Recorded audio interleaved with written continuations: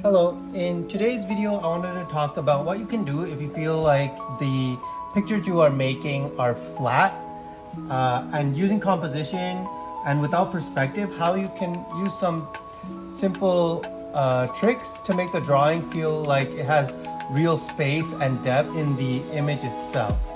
The first thing you should know about depth is to make a viewer think there's actual distance into the scene. It would be good to show that the viewer can step into that scene in itself. And a lot of times it comes to small choices like overlapping objects and spreading things out across the foreground, middle ground, and background. And then it's also about where you place things. So in this example that I drew right here, I drew a few different thumbnails trying to figure out where I wanted to put this secondary character and this first character to make it feel like, one, you're in the scene with them, and two, to show a little bit of depth and distance between them and the different objects within the scene. So by just moving out around the character, so first I put the foreground character like deeper within the scene itself, so there's a lot of space for the viewer to realize that they're not like, that they're actually just looking at an image, right? So when I zoom in this image, it feels more close and feels like the viewer is more close to the scenario that's going on in the picture. I also tried moving the character, this middle character around, just to figure out what's the best way to tell the story that I want, or to send the message that I'm interested in inputting. So when I pushed the character all the way in the back, it looked more like someone was heading towards this person, but I wanted it to be more like a friendly conversation or someone talking to their leader or something like that. So after I moved, this character was super far off, I moved them closer to the fire to show that there is some separation between them. So there's this fire between them that's talking around. But in this second drawing, in the second thumbnail, I noticed that I wanted the foreground character to be way closer.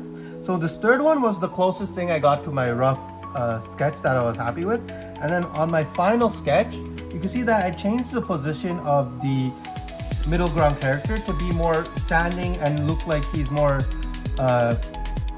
what's it called? Like a security type character. While this main foreground character is doing a ritual or something like that. So that was the story idea that I ended up coming up with.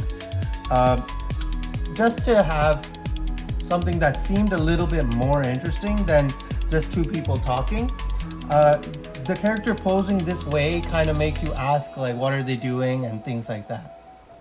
So one of the easiest ways to make your picture look like it has a lot of depth is just by overlapping. So if one part covers another part, if one object covers another object, your brain will automatically know which one is closer. So for example, in this first, so I drew these, a few sketches of these three characters kind of like within the same scene. So when everything's lined up side by side, the picture looks a little bit more stiff, but just by overlapping a little, so in this case, I switched it to more of a diagonal kind of, like everyone's kind of diagonally in the scene, right? So just by overlapping the characters a little or placing them in like different angles, I was able to make the image feel more natural, because if you're at a party or anywhere, when you look around, the only time you see people kind of look lined up like this is when they're in an actual line. In general, just in the real world, everything is a bit random, and the way people move, they're trying to move around each other and things like that. So this third one is the one I was a bit more happy with. I used both like placement. So I used kind of a diagonal here for the foreground two characters, and I moved the woman sideways, or this character sideways, just so you know that they're looking at these two people talking, and it shows a little bit of depth and it adds a little bit of balance without removing clarity from the characters and everything. So even for environments, you could do this. So if you have like a tree, a house, and like a dog house or something like that, you don't want to keep them lined up because that'll be boring. So you want to actually try to get like an interesting shape that you could put on the ground to find a nice placement that feels organic or more natural. If you stack everything in a perfect line, one, it'll make everything look like it's a part of the same object, and two, it'll just be a bit stale, kind of boring. It is a useful tool to use when you want something to look more peaceful and things like that, but that's usually more useful for like tranquil lakes and like images that you're thinking of making like that, and less like a house and things like that. You want to, if it's a house, you want it to look lived in and stuff like that. In this drawing at the bottom, you can see that I started off with a basic sketch where everything is kind of lined up. You can't see depth though, so there's this building over here, but the boat looks like it's just going left to right.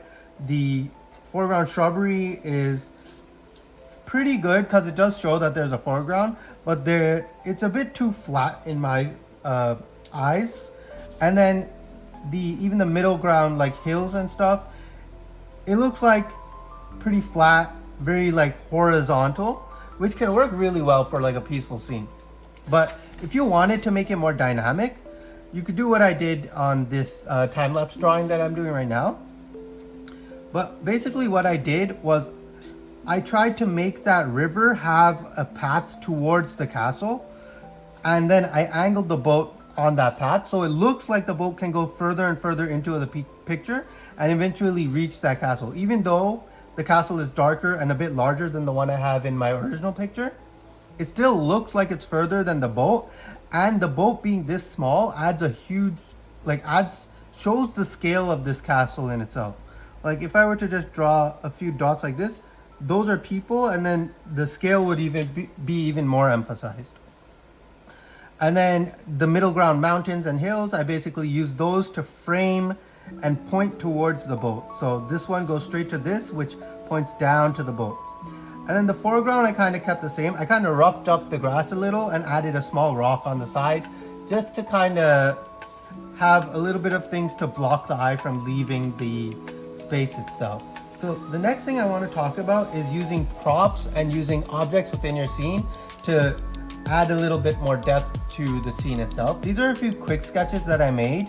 I didn't really have an idea of what the story or anything would be, but eventually it got to a point where I was like happy. So in this scene, you can see that I'm using the perspective of the couch to guide the eye towards this character's head, right? And they're holding a sword that's also pointing at them. But just in this case, using perspective and like the objects around the scene, you could help guide the eyes and to show that like the scene is deeper than you think it is, right? And then this other one is, I couldn't figure out what I wanted to draw, but I eventually settled on a war room type scene. You can see that my drawing isn't as confident, but I'm using the curve of the table and the perspective of the table's plane to show that where you should focus in the scene itself. And then just because I didn't want to have a plain table, I added a few like maps and stuff and a few like of these statues that I think war people back in the day used to plan out their strategies during war times and stuff like that. So another thing you can always do is leave a little bit of empty space. So for this table, you can see that I left an empty space in the foreground of the table itself because I have the table leading your eye to the main characters. I know a majority of time people won't really look at this bottom section.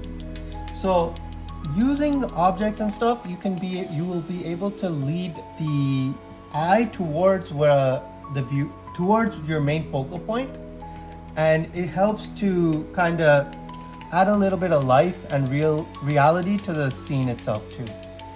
So that's a few tricks you can use to improve the depth and show a little space within your pictures itself, especially if you feel like your images are a bit flat. So it's best to try overlapping, making the sizes different, and moving things around, and you'll be able to get things to a point that I hope you're happy with. So thanks for watching, and I have more videos coming soon. So if you want to follow along, I'm basically doing like a small course, beginner course, while I review the fundamentals. I'm just summarizing them for YouTube. So if you're interested in seeing the next video, like and subscribe. Thanks. Bye.